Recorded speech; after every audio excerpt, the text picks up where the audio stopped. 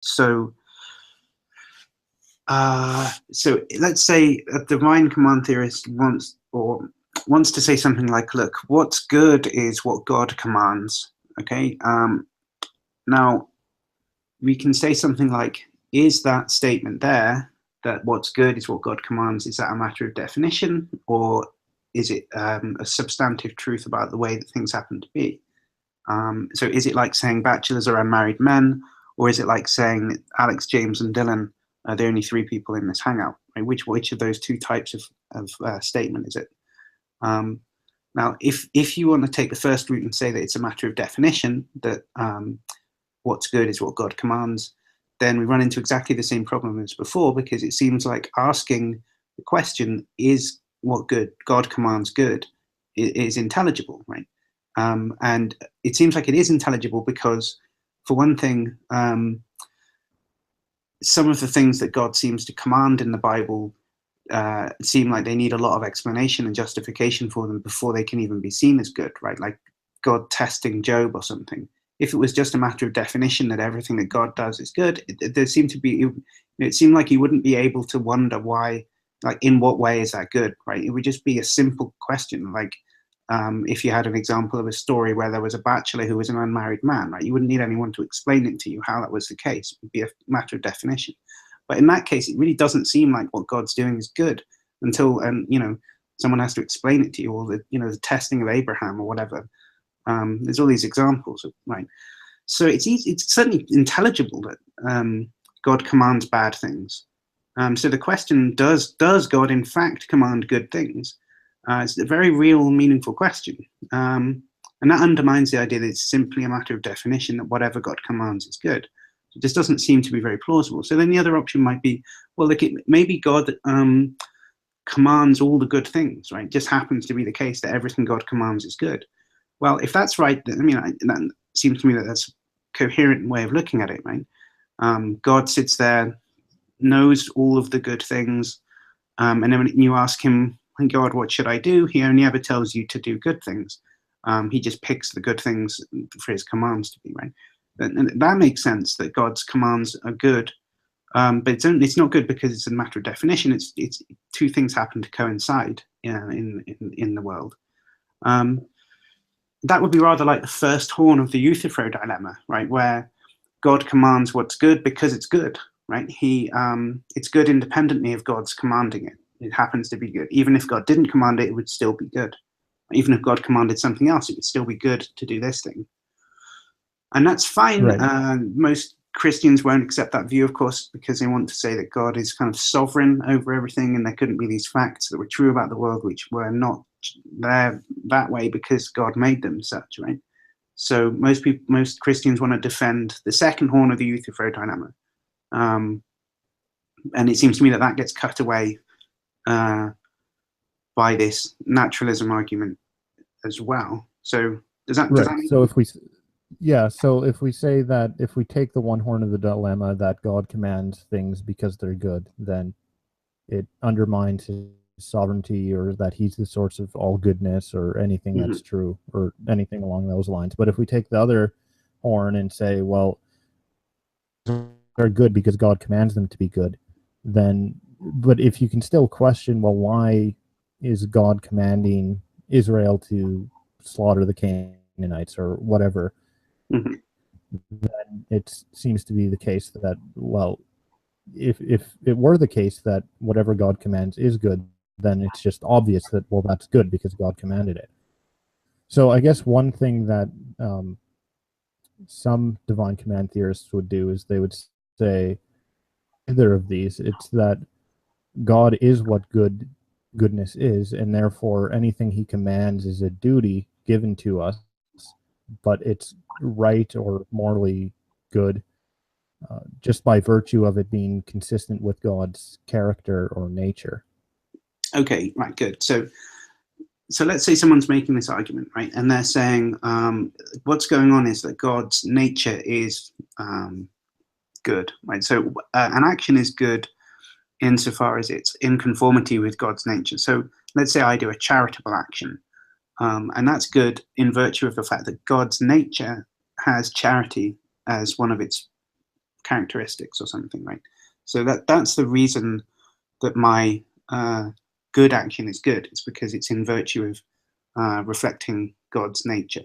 It seems to be that's the Alston view that Craig endorses. It seems to me here that we haven't really done anything except change the parameters of the debate, but we have exactly the same considerations in play, right? So first of all, let's say, ask yourself the question, is charity part of God's nature because charity is independently good, right? Is it just a synthetic fact that, is it just the way that the world happens to be, just the way that God happens to be, that his properties all line up with the good properties, right? It might be that case. So let's say James has nothing but good, virtuous properties. He's always nice to old people and gives money to charity, never steals when any money is presented to him, or he could do, blah, blah, blah, right? James has his really good characteristics. Well, we're not going to say it's a matter of definition of James that he's good, right? We're just going to say James happens to always, have these good qualities. That just happens to be what James is like. So when I say James is good, I'm not saying it doesn't ground goodness in any way, right? Goodness is good independently of James. It just so happens that James's characteristics coincide with this quality of goodness. Now, we could look at God's properties in the same way, right? It might be like when we say God, why is charity part of God's nature? Well, charity is part of God's nature because charity is independently good, right? So it just happens to be that God coincides with God's characteristics, coincide with all the good characteristics, and he doesn't have any of the bad characteristics. Well, if we look at it that way around, then goodness is now independent of God again, right? It's exactly the same as the first horn of the dilemma that we were in the first place. But if we move it around and say, well, okay, so it can't be that, right? It can't be that God's goodness is just kind of in virtue of the fact that his characteristics coincide with what's independently good. The only other view is to make it as kind of matter of definition again, right? So, well, the reason that God's got, or the reason that charity is good is simply that in virtue of the fact that it's possessed by God. It's one of God's characteristics. It's just a matter of definition that anything which is a characteristic that's possessed by God is good, just as a matter of definition. But when it seems to me that the problem there then, again, aside from the fact that we could ask, but is charity good, right? Which seems like it's a meaningful question, and it shouldn't be if it's just simply a matter of definition, that anything which, knowing that is charity good even though it's possessed by God, you could ask as kind of like meaningful question, but it seems like it's on this view, it's being treated like it's a mere matter of definition. And the fact that it's an intelligible question undermines the claim that it's an intelligible question again, right? So we've got exactly the same considerations in play. Nothing's really changed by moving the discussion from God's actions to God's characteristics, right? Nothing of any substance has been altered. It's just a retreat to a different way of talking about exactly the same problem. But more than that, I think we can still press this even further, because there seems to be this kind of like disconnection problem here, right? Like if charity is good merely because it's possessed by God, then obviously we can run the same old kind of arbitrariness objection, which is to say something like, if being uncharitable was a property of God, then we would be forced into saying that uncharitability or miserliness or something was good instead of charity. And it just seems arbitrary what God's characteristics happen to be.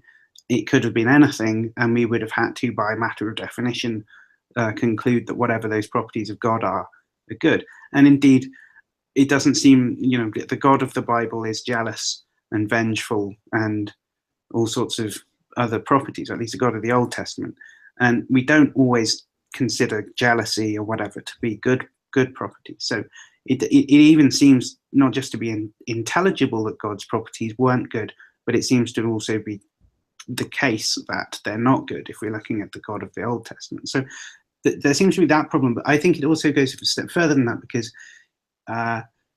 if all that it is about the properties is their being possessed by God that makes them good, then we seem to have severed a kind of basic tie between the ascription of goodness to a property, right, to a characteristic, because there's nothing. So let's say charity is good, and charity is one of God's divine characteristics, right?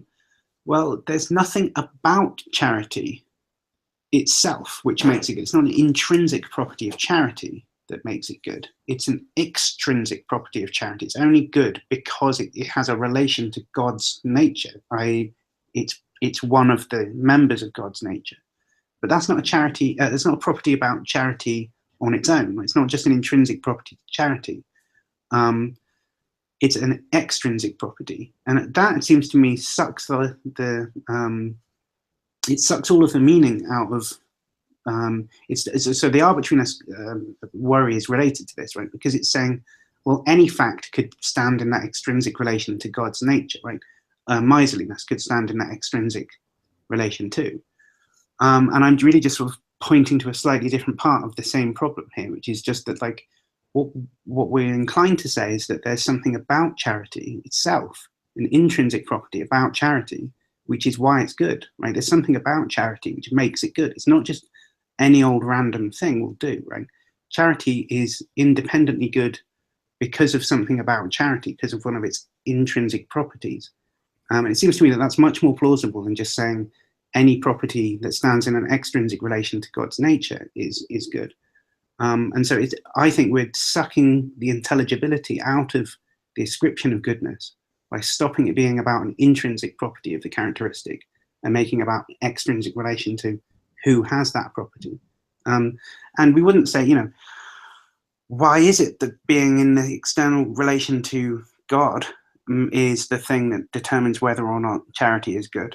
If James is charitable, we don't say that it's in virtue of the fact that James is charitable, right?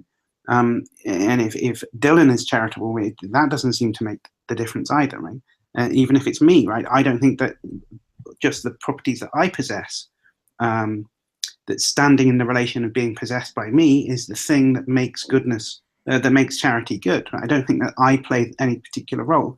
In fact, it doesn't really seem like there's any reason that you could come up with why anything could play that role, right? Not my table, not my chair, not you, me, not everyone in the whole world. It doesn't matter, because it's not that type of fact.